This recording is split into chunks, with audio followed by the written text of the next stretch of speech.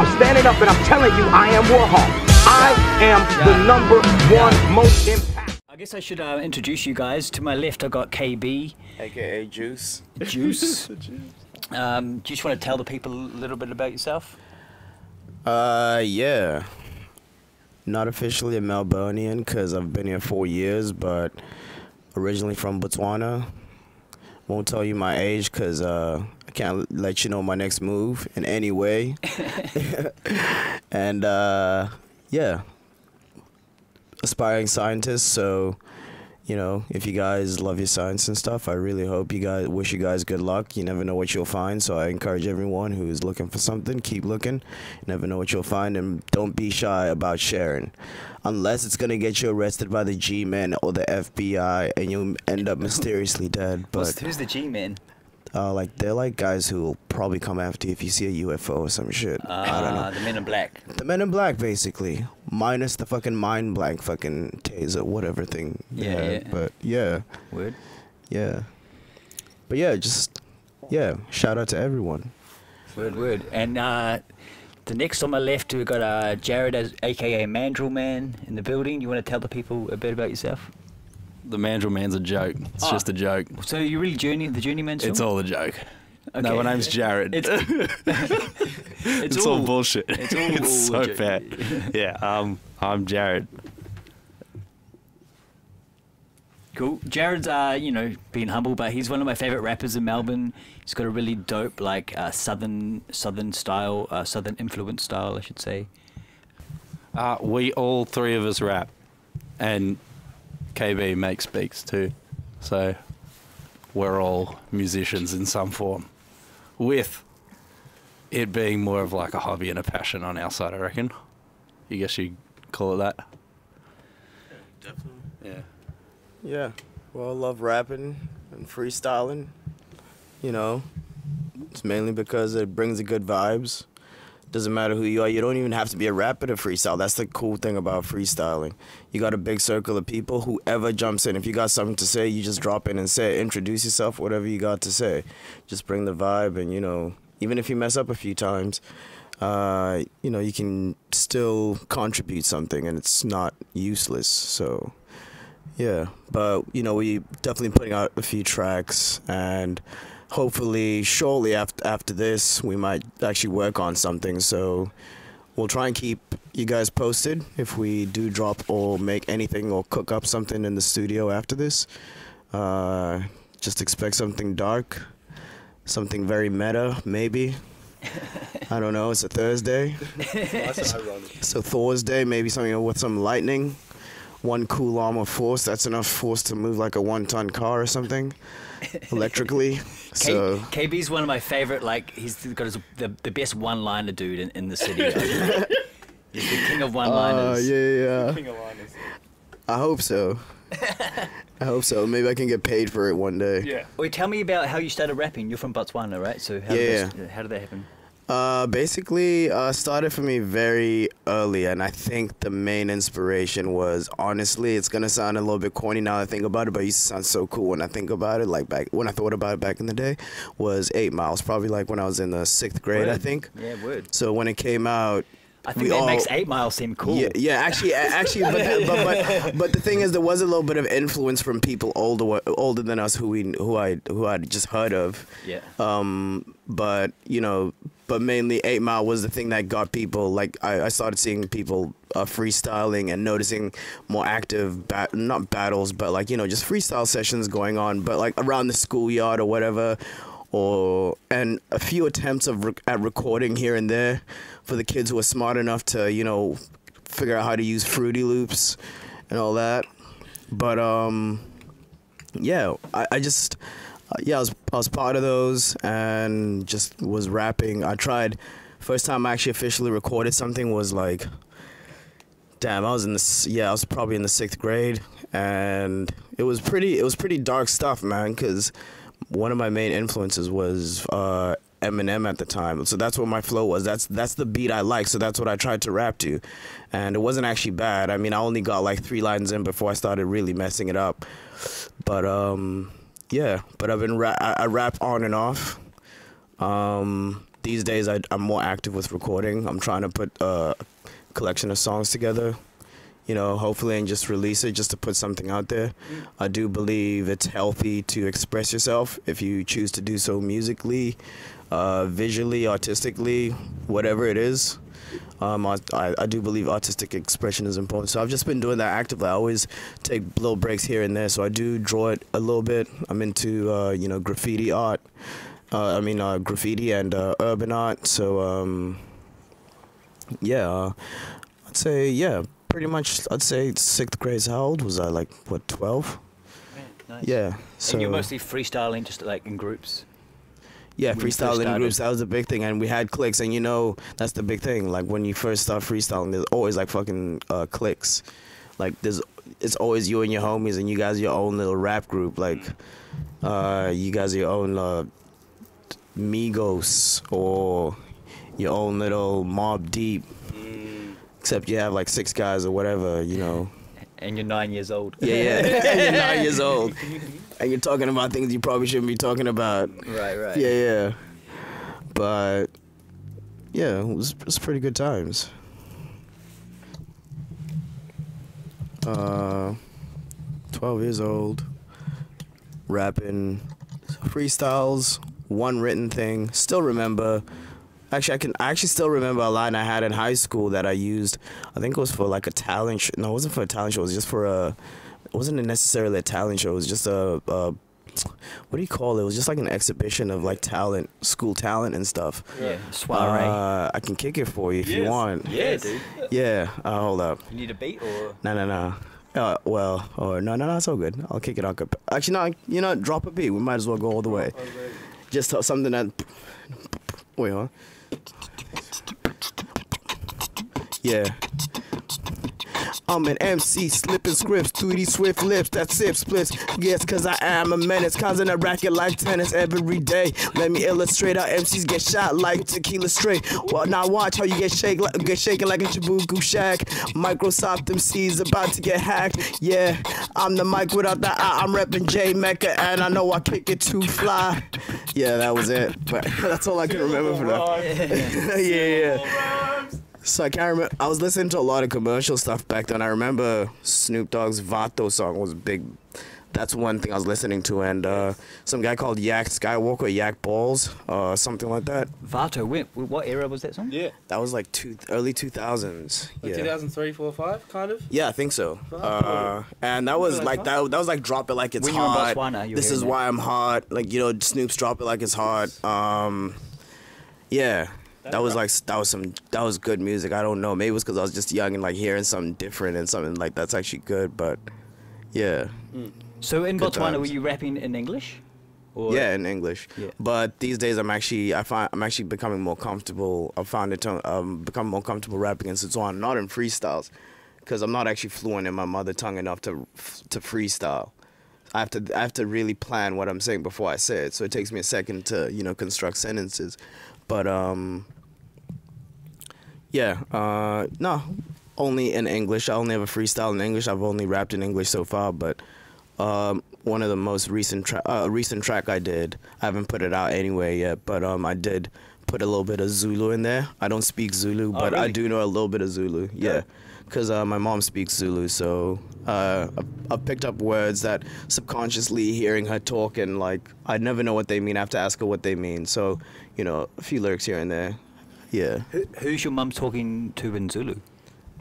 her brothers. Oh, right. Yeah, Are they back home? they're back home. Yeah, so it's just her. Out of them, it's just her over here. Right. Yeah. So, yeah. Nice. So how about you? When did you start rapping? Like, what's Yeah, I have a what's the deal different with that? story. Like, I didn't rap I wasn't even into hip hop when I was young. Yeah. Like when I was like young, my only exposure to hip hop was just like commercial rap that I didn't like. You know what I mean? True. But I started rapping when I was in Tasmania, when I was protesting, basically. Just started writing a lot to like express myself, and I just have progressively got more and more into hip hop and less into everything else I was doing. Yeah. Yeah, basically. Sweet. Just from from an active. I started rapping straight up activist shit And then I just, as I got better at rapping, I just got more into just the art, the craft of it, you know. Yeah, everything I write still has a message, but it's less like partisan. I'm not like trying to convince anyone of anything. I'm just spitting bars. That is one thing I'll say, is that your tracks always have a message. Like, sometimes as a rapper you can get lost in just saying whatever. I mean, mainly with freestyles, obviously say whatever comes to mind. But, you know, when it comes to written stuff, you're really good with having a message. And you put a lot of, like, I don't know, it feels like you put, you know, you go the extra mile with putting in what you're saying. Yeah, thanks, Ben. Yeah, everything I've written is like for a reason. I don't really write throwaway bars. It's something I actually want to develop a skill, but I don't have any like 16s that I've just written randomly. Like everything I've written is just like, I've got this unexplainable emotion that I can't continue living with inside of me. You know what I mean? Yeah. So like, yeah, my shit's very raw, and like, my shit, man, there's no syllables that are like random. Like everything is there for a reason, and a lot of the rhymes link up. Like my original favorite rapper is Rakim. Like I just think that he's a genius. You know what I mean? Like the fact that Rakim isn't like lauded the same as Shakespeare or other like great contributors to literature, English literature specifically, is bananas to me, because like he developed such a ingenious way of like expressing yourself but linking it all up so it all rhymes. Like, yeah, I love that shit. Yeah. Because for me, it goes like the way he rhymes and the way I try to rhyme and the way like Pharoah Monch rhymes and Jean Grey rhymes, it like goes back to like the foundations of language, basically, and that's why it sounds so good and why there's inherently like a good level of substance in what they're saying. Yeah. Yeah, I don't know. It's one of those things that's hard to explain. Once you start talking about it, you're like, fuck, I'm just talking garbage right now. But I don't know. Stream of consciousness. Yeah. What about you, Jared? What would you like to share with the group?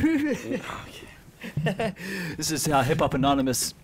I started in a funny way. I didn't get hip hop from the source of nothing. I got it from breakdancing. I discovered breakdancing on the internet when I was like 6 for the like videos on like shit before YouTube. There was like these old like clickbait channel thingies.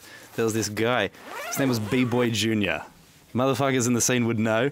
He's like one of the best. And they played hip hop in the background, and I was like, what the fuck? This is wild. I didn't know human beings could do this, because it was feats of strength and speed and timing, and it was dancing. It was groovy. It was funky. Yes. Yeah, I know him. Yes. I saw him at I think it was a Red Bull contest. This is one of my favorite clips on YouTube. I swear. He's the best. He's a monster. That like, shaped my life. Yeah. That one clip changed me. Yeah. I was like, I love what he does. I love what he does because breakdancing. I love what he does because, you know, he does it so well that you don't get jealous. You just like, you accept the fact that he's that good at it. It's like you don't envy it. You don't want. You just like, he's the one who's supposed to be doing that move and all that. He does some anti-gravity shit. You know, people like to do the planches where they hold themselves up and it's just their arms and no one's touching the ground. The way he just can fold himself over while just keeping himself afloat by his hands is crazy. Bro, his upper body strength. Wow. There was a point he holds himself up and his lower body's like elevated or got off the ground, and I'm like, nah, that's it for me. No, I do, cause I'm like, I was doing push-ups back then as a kid. I was trying to get like, you know, a little bit buff and shit, so I was doing push-ups here and there. So I knew how much, you know, push-ups hurt. But when I saw that, I was like, how many gym sessions does that take? he's doing push-ups in the air and shit, Like, and yeah. like catching, like he's spinning while he's doing it. I was like, okay, It's calisthenics, I guess, fundamentally, right? It's like it's from training for explosive movements. Yeah. And be doing it every day. You just practice. Yeah, you practice, definitely need some get it calisthenics for that. Yeah. I think that's the only way to achieve it. For that. It's similar. It reminds me of like watching basketball game recently. Yeah, I was at Dills's place, and him and DJ Daly were there watching some basketball, and like I haven't really been exposed to much like high level basketball in my life, and I was like, fuck, these dudes are like superhumans. Oh no, seriously. They're like me. NBA's crazy. I'm human and they're human, but we're different creatures. Right. Like they're better than me physically. You know what I mean? Like it's not comparable. If we were just competing in the jungle, like I would have to develop some other way of Hide. competing. Yeah. Yeah. Yeah.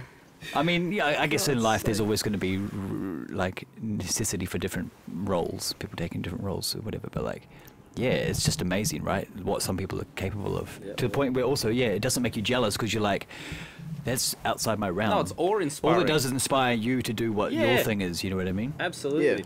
Yeah, I agree.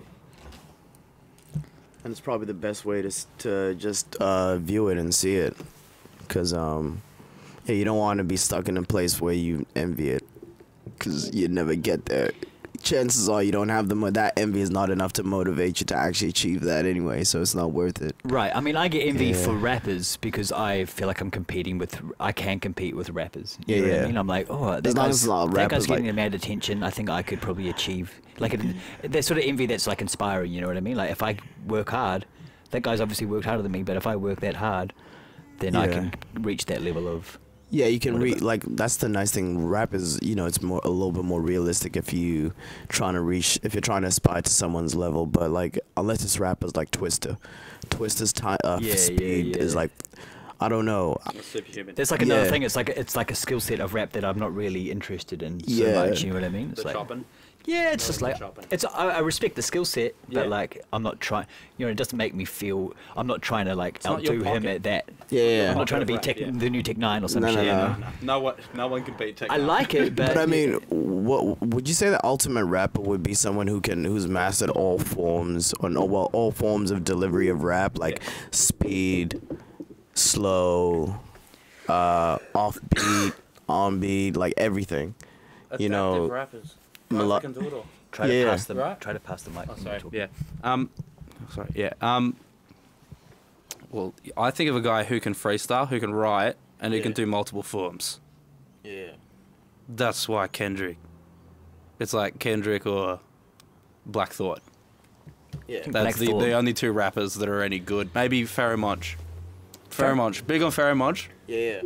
But like, I feel like that's your favorite rapper's favorite rapper, and then you've got your favorite rapper who's not really that. And in that category, again, it's Dipset. I'm talking about Dipset all day. I love Dipset. Dude, Cameron and Jewels are the cleanest rappers I've ever heard in my life. Who are your favorites? Like, who are your favorite like top 5 rappers if you had to just? Oh man, that's a hard question. The older I get, the harder that question gets. Yeah. But I'd say just off the top, not in any particular order, but some guy, Cannabis. He was one. Let's see. I'd say Jay-Z. Oh yeah. Yeah. Jay-Z. There's a guy I found on YouTube called Young Kaza. Let's see. Fuck, I'd definitely say Kendrick. Kendrick, yeah. Kendrick is one. Let's see. Was that 3 or 4? And who else? Man, that's a good question. It's wild. What about KRS-One or? See, love him but not his music. Yeah. Love him, Okay. not his Really, you don't like his music? No, I prefer watching him just do freestyle. Sorry, I prefer watching him do freestyles than to listen to his studio records. Really? That happens to a lot of guys for me. I find that you'll get some dude that can pop out the cleanest raps of all time, but they just tried to make that in between rap to adaptable pop kind of music. I'm not saying KRS is pop by any stretch, but KRS was just one of those guys for me that was like, love him, but Just couldn't don't listen like to a his music. record. No, Really? Not a full one. When I got heavily into hip hop, when I lived in Tasmania, I had a girlfriend that had a car with shitty speakers. Yeah. So I came up listening to hip hop on like lo-fi speakers basically, and just hearing the words cut through. And man, KRS-One's a fucking genius, man. Like, and the attention for me, like, I mean, a lot of people give him shit for this as well, but like, I really appreciate all the philosophy he goes into about like the foundations of hip hop and what it's supposed to mean as a culture and stuff. Like, yeah, I just fucking love his songs. Like, on the flip side of that, his verses with Big Daddy Kane, his performance, his delivery really wasn't on point. Like I think his songwriting was, but in the past, but Big Daddy Kane definitely beat him in that verses, I think. Have you guys seen that? The verses? No. Do you know what the verses? Yeah. Yeah. Yeah, I don't know much about it, but you know, I've heard about it because I know there's a bunch of, you know, really big guys going on it. Yeah. And you know, doing their thing. A Swiss Beats, who's like married to Alicia Keys and was like DMX's producer basically. Yeah. And a bunch of people's producer. Yeah, it's me, bitches. Yeah. Yeah. That song was so good, bro. She ain't got no money in the bank. Oh, that was another one. Right. You're gonna have to Yeah. show me this because I haven't heard his music. I just Are you follow serious? Him. I follow his. I don't know if you'll like it. Like the average person would like it, but like, you know, you're a bit more conscious and woke, and like, Bro. I don't know. I don't know if you've heard my music lately. It's not that progressive. Yeah. Did you ever play GTA 4? Pass the mic, Right, yeah, motherfucker. I'm sorry. I'm really bad at it. Can't remember. Have you ever played the old Grand Theft Auto games? Yes. Yeah, Have you played Grand Theft Auto 4 from like Xbox 360 and PS3 era of console games? I can't remember which ones I've played. from all of them except the side story. I played all of them except from like GTA 3. Yeah. I even played GTA 1, but I didn't like that because it was from the view was. Bird's eye Yeah, shit, the bird's eye view was. I didn't like that, but my brother loved. I think he really liked that one. But yeah, GTA 3 and all the ones following that. I have GTA 5 right now, and I still replay that. It's probably like my 5th time replaying it, and I'm still replaying it now. So much fun. Which one is Yeah. the GTA 5? Where you can With switch the three between characters. 3 characters. Ah, So yeah, Trevor the Frank, LA, in LA, yeah, Trevor Franklin and Michael. Yeah. Yeah, but you know, and you know, I keep replaying it because I don't feel it's as chunky as the previous Grand Theft Autos, like the story mode. The further you get in Franklin's story mode, for instance, I feel like some of the missions aren't long enough and not challenging enough. Like, there's no mission in there that really annoys me. I believe you have to have a mission in a game that annoys the player. You gotta have those infamous Like, ones. just like you just gotta add a little bit of spice to it. You Yeah. know, sometimes you cook something and you're like, what's missing? And sometimes it's just a little bit of spice. It Something doesn't that hurt just enough. yeah, like you gotta add a little bit of pain, not to like, you know, make it really uncomfortable, but just to, you know, keep you aware, keep you on your toes. Yeah, 100%. So, you know, you become, and it makes the game better because you play that mission, and then from then on, you're probably a little bit more careful when you play a mission. Yeah. So, yeah. Should have followed the damn train, CJ. Yeah. Exactly right. Everyone fucked up at least one mission continuously, and everyone would talk about it. There used to be game manuals. Remember those old game manuals where you'd buy games, and then like each year they'd do that, like it was like all the codes and secret cheat codes that you can input. You buy these little magazines from these shitty zine stores. Yeah. And then you play the games differently. Those were like wild. books of gold to me, man. Those are like just pages of gold. Honestly. Yeah. And you'd find people that had like it written on like bits of paper and it like folded into the game case, right? And you'd go to their house and be like, I need unlimited ammo or some shit, and they'd be like, They have it in a notebook. I was always real bad at doing it, but people had like the older brother would like, have it memorized. Yes. Hey Jeremy, can you fucking? And he'd be like, YX31 up there. there you go. I'm pretty sure at one point, only one of us in my friend circle had the cheats in like off a page, and so it's like if you wanted the cheats, like at some point it was just like you had to go to him and like, you know, they were writing them down on pieces of paper, so they just copy the cheats and then take them back home. But yeah, good times. Bro, I miss those times. How do we get talking about video games? I don't know. How do we- Yeah. Music. Or Swiss Beats. Music. Oh shit. Swiss That's Beats. cool. That's Yes. cool. There was this like running with the top down with my jury on. Hey, I'm just getting my hood on. I'm just doing my thing. I'm just doing my thing. Oh. Nuts.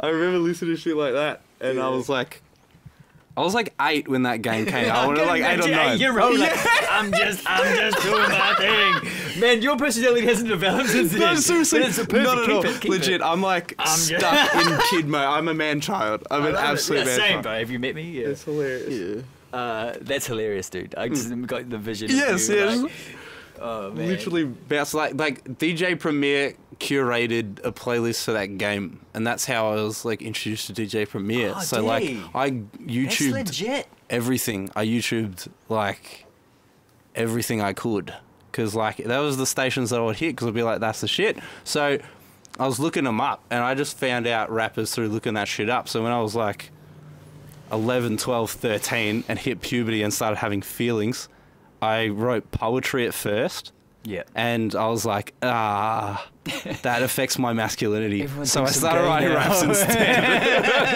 I was like, this hurts my ego.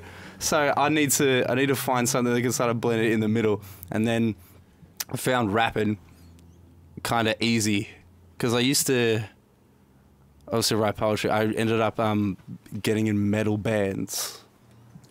Weirdly enough. And then I started writing lyrics for metal bands and they would all have end rhymes. I was like, so this is kind of becoming adaptive to me in a way that's sort of like, I feel like I can't write anything good without an end rhyme. Yeah. So then I tried. It's like a discipline, Hip-hop. right? You're like, if I'm not rhyming, I could say anything at all. Yes. But if I'm limited to what the rhyme words are, then it's going to force me to like put more effort into Absolutely. it. Yeah. And just like all the like media I was like engulfing myself in as a child was sort of headed around that because all I would play was NBA games. All I'd play is games like NBA Street and SSX and all this kind of stuff like that. The only thing I was in, like I grew up with, the only like music I grew up with was like EDM music from the early 2000s or rap music from the early 2000s. So you just started curating an interest in that idea. And then you start listening to what they're saying, and you start hearing how beats evolve over time. And then, obviously, like the breakdance and shit, there was movies that came out. I used to go to Blockbuster heaps to play video games. Yeah. Did you ever go to like video stores and you like rent video games? Yeah. Yeah, I used to do that. We never got into, me and my brother never, I don't think we ever got into renting video games. Only thing I really got into was like trading games.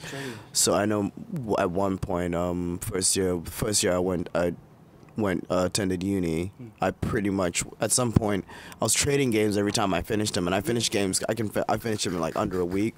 Yeah. Like I'll play them right. pretty solid. Like if a game takes like, a few hours to finish, Yeah. like 10 hours to 20 hours to finish, I could probably smash it out in a week.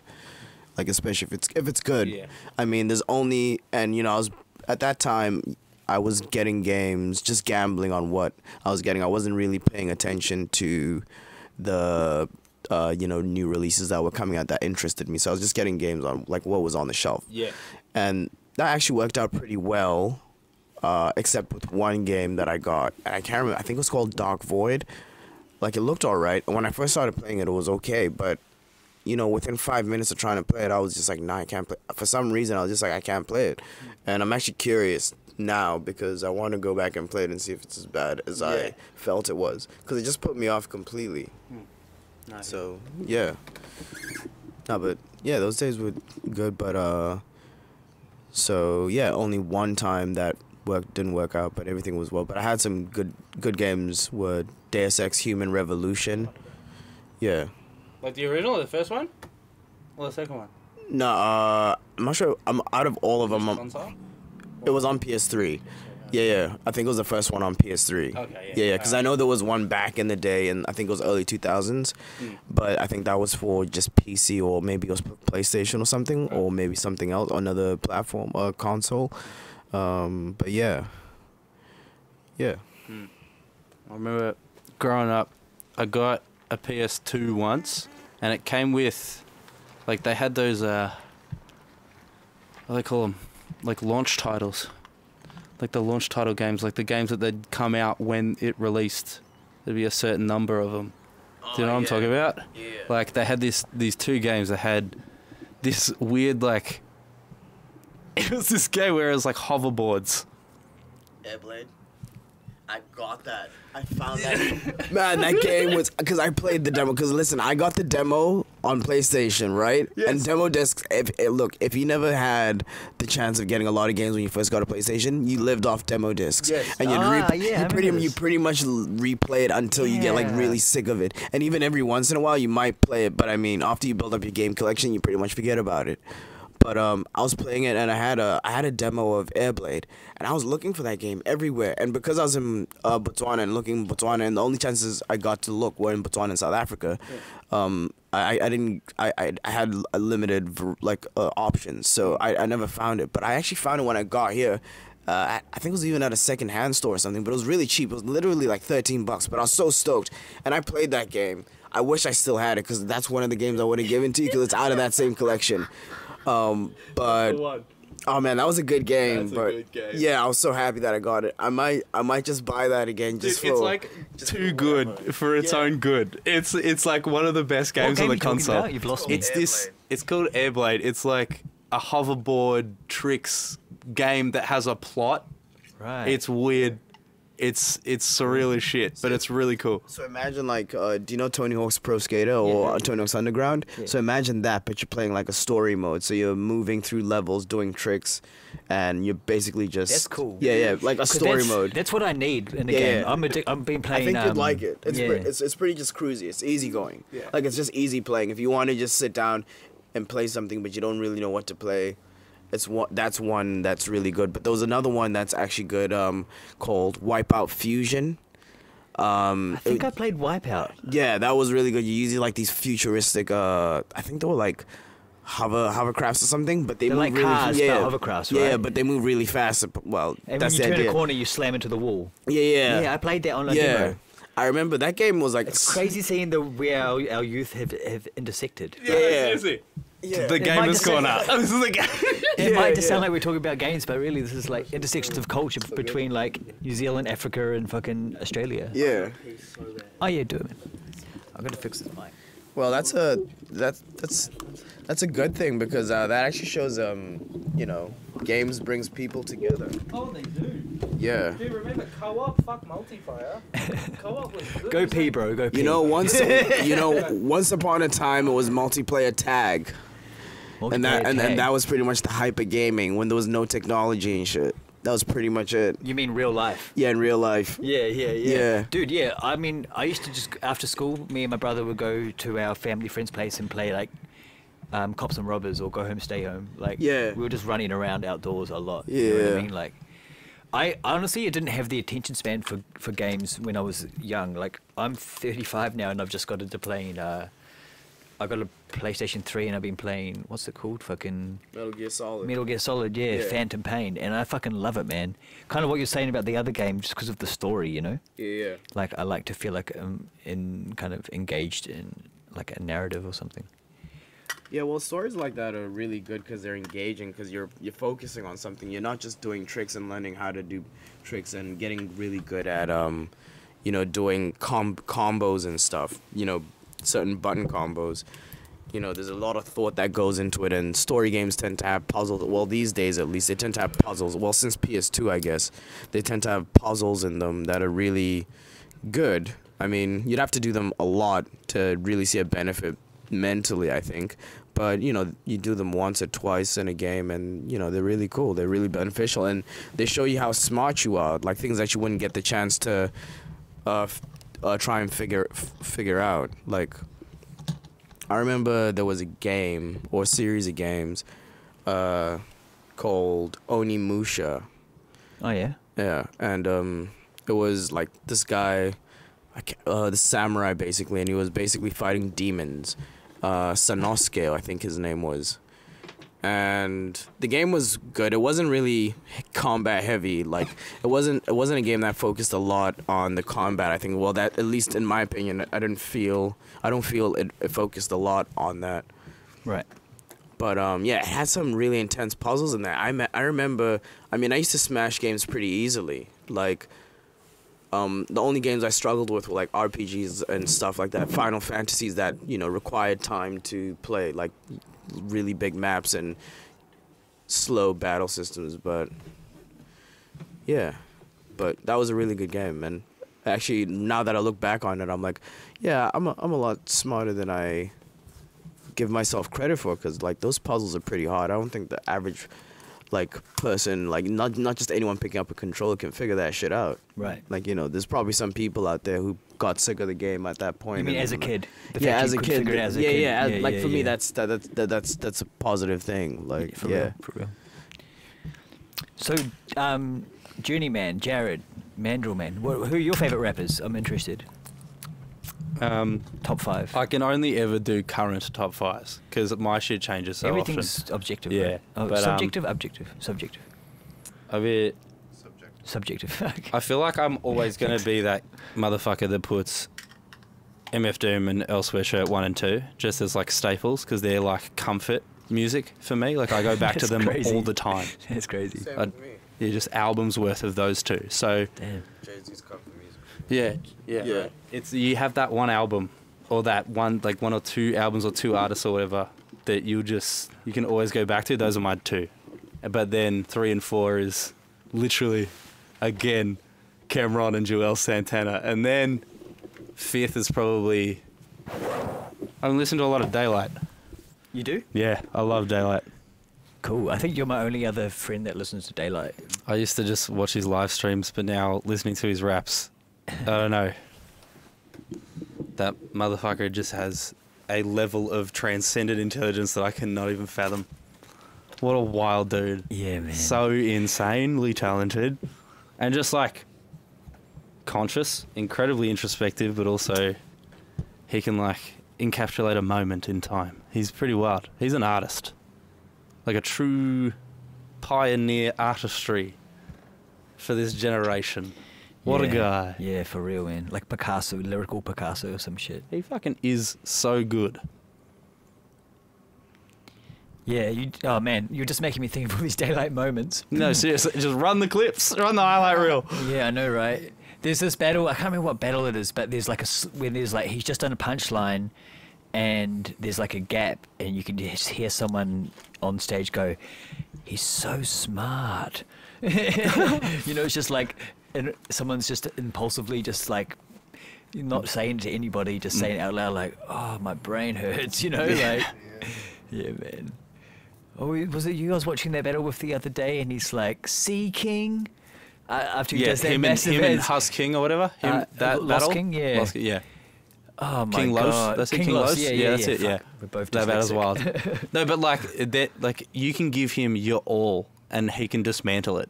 It's wild. Oh, He's man. like and you a can like, Goliath. I've got Daylight. Who's this King Lost? I don't know. King, who is this?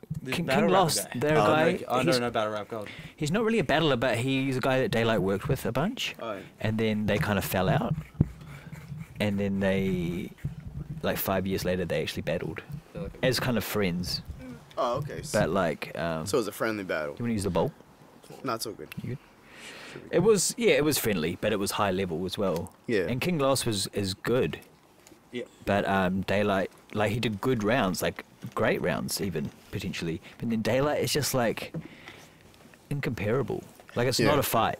It's just like Daylight's not even going as hard as he's not even angry yet. You know what I mean? Like, Yeah.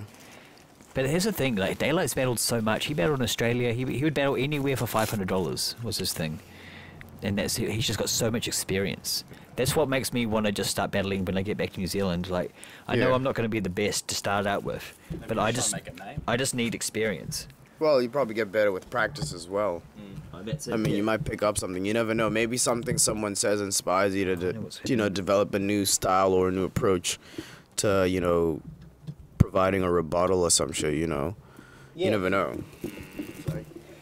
Yeah, for real. Like, legitimately, I actually am interested in what people are going to diss me about because I want to get better. Yeah. Do you know what I mean? If they're like, I hate the fucking way you stand, or something, people's Yeah. opinion doesn't matter, but it's interesting. You know what I mean? You pretty much find out what works. It's pretty much like Amar. In the end, he pretty much that's when he pretty much figures out the thing that works for him is when he's really confident and he's like just not giving a fuck. When he really just cuts loose and just goes crazy, no holds barred. So you should go there and you should watch them a few times and then go in and battle them. Yeah. Because then you can you should go last, let them do their thing first, and then dismantle their thing. I think That'd be it's- really smart. I would like to take my time to assess the culture because I do think that I've battled 3 times in Australia, and I think that Australia's got a softer culture compared to New Zealand. I don't know where ours is. You don't what? I don't know where it is. Where what is? It's like, how do you find it? Find what? How do you find the battle rap culture? I don't see people on the street battle rapping. In Australia? Yes. You basically have to go to events or you have to do it yourself. Basically. Okay. As So far you have as to I like know. sort something I out. just Yeah. decided I wanted to battle. I made a Facebook post. Where do I battle? Someone said, And you found some shit. contact Dano. Cool. I contacted Dano. He's like, send me an audition tape. I sent an audition tape. He's like, come to Brisbane. Came to Brisbane. That's so wild. You Yeah, did. yeah, yeah. Yeah, dope. I knew like crazy. I knew no one there. I literally only had enough petrol to like get there and halfway back up my driveway. When did you start battle rapping, and how long had you been rapping for? So the first ever battle event I entered was in Dunedin. It was like a freestyle battle event, and I like, yeah. I mean, I look unassuming, right? People just assume I'm gonna suck. So Is that your benefit to your benefit, or what? I mean, yeah, basically, yeah. Like I battled this one guy, I beat him, and like this is also a running theme. Everyone I ever battle wants to fight me, like consistently. Well, you'd say some pretty spicy shit, man. Yeah, you like would. the character you are. You'd say some stuff that would trigger guys, like like not your mama jokes that go too far, but something synonymous and something that would generate as much animosity as that. True. But, Don't push me, push pop. Yeah. Yeah, And you're not shy about delivering it either. It's not like you do it like you're not real meek or humble. Nothing. No. You're not shy about delivering it. yeah. I want to kill people, man. If I wasn't a rapper, I'd be an actual murderer. Do you know what I mean? Like, You just need to do a haka to top it off. just to take it that extra step further. You're trying to lyrically scalp an like opponent. most rappers. That's what you want. Most rappers are rapping as like a creative, like a fun creative outlet. I think. Yeah. Yeah. And they go, oh, I might battle. But like my lifestyle was battling. I've been protesting like in the streets. Yeah. You know what I mean? Like my whole life, and I lived in a forest for 5 years, like fighting. Like my brain is hardwired to oppose things. Nah, here. So like you know what I mean? Like battling is in my nature. Yeah. Well, that's interesting. So yeah, when I get so that's why I love the idea of battle rap though as well. It's like there's this one place on earth where I'm actually encouraged and allowed to be who I feel like I am. Yeah. Do you know what I mean? So therefore, this is my chance. Like I'm holding back in all other parts of life until I'm in a battle rap, and then I'm like, all right, you're gonna die right now. Do you know what I mean? Like, and I think it works to my advantage too. I think people are actually afraid of battling me. Even, probably slightly irrationally afraid, just because of the aura I create. Is that your aim? It's Is not, that your intent? It's not my aim. Right. You're not opposed to I that don't aim. think people should be afraid of me because there's no consequence. You know what I Right. mean? It's just raps. It's just rapping. We're just a bunch of homos writing raps. You know what I mean? Like, Yeah, battle culture. is that straight? Nah, not straight. Oh, cool. Yeah, it was from before. It was fun. But yeah, battle culture is weird, and like I've always been a little bit skeptical about getting into battle culture because that stuff can like damage you. I've seen basically. Yes, it can. I've seen enough. I've seen enough people, like people who are smart enough to say something that will actually just fuck you, like really mess with you. Yeah. So I'm like, I'd sort of avoided battle rap. I did battle. I think the last time, no, not the last time, but the last time I really remember battling was in high school, and it was actually funny. It was against a guy who was like pretty much I considered a best friend when we were kids. Like I was probably still in the first, second grade or something, but I literally used to go to his house during school holidays or something and play Math Blasters at like 7 in the morning. That. Yeah. Just play that in the morning and like just chill. And then he moved away and whatever, but didn't see each other. And then he eventually went to the same high school together. But yeah, it was pretty weird. But yeah, it's pretty scary. Wait, how does this link into battle? I was just gonna say it's pretty scary. Like he was, I never expected he could say stuff like that. Like from the like he was a friend to me, and like I was always good. Like I had this really good image of him, but like he basically turned into like Eminem. It's basically like for a split second, he dropped a line where he basically, I felt he turned into Eminem. Like, and I still remember the line because it was like I thought it was pretty crazy, and I was like I almost thought it would like definitely lose a battle. But how did it go? Because one nickname that I got that people sort of used to tease me with was Piglet, and it wasn't because I was chubby or anything. It was just I don't know what. But anyway, his line was like, "Yo, Piglet, you don't belong in the zoo. You belong in the barn." And I was like, I can't remember what he said, but leading up to that, I was like, it was so damaging because I was like, the name, not the nickname damaged me, but it was just like, how could he say something like that? We used to play Math Blasters together. Like when I was battling, I was keeping it light. I was like keeping it like, you know, really light. I wasn't saying anything that personal. I was keeping it kosher. I was being appropriate about it. I was having like a duel. I was treating it more like a duel, like you know, like a gentleman's. I wasn't shooting him to kill him. I was just shooting him to show him that I can better him. I can better him. I thought it was like a contest of just bettering, not like fucking degrading someone. But yeah. But that's the best form of bettering. That's what I believe is the best form of trying to better someone. Yeah. Is making them see like the worst parts of themselves. Yeah.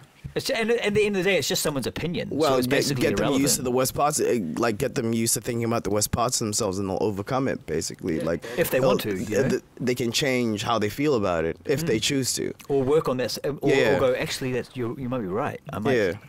I might look like a piglet. I don't know what you do about that. Move out of a barn. I can't remember what led up to it, but I mean, the whole line to me was like, damn, I should have come up with that. It was so good. I was like, damn, I wish I came up with that. That should have been me.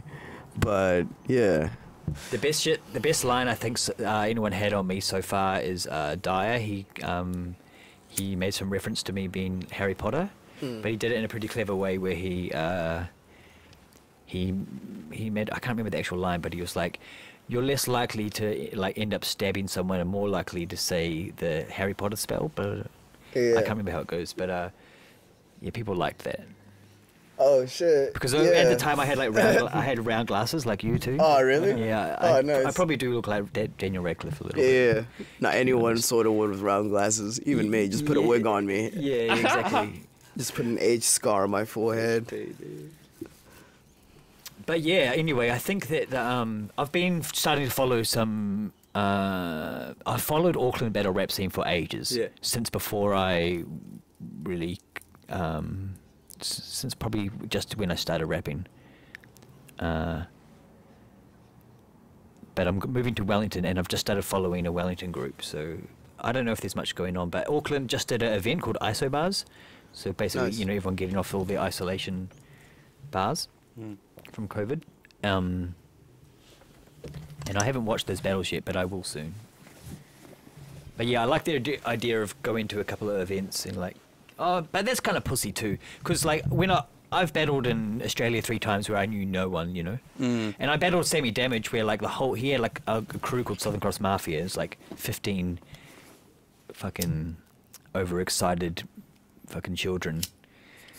You know what I mean? Like fucking standing there trying to stand over me or whatever, sending me messages like saying they're gonna like butt rape me and shit. Like like that's why I have a line in I wrote a diss track for him. Don't you love it? Yeah. It's like, don't you love it? What are you calling yourself gay? Yeah, that's what you're doing. Like, okay, gay boys, all right.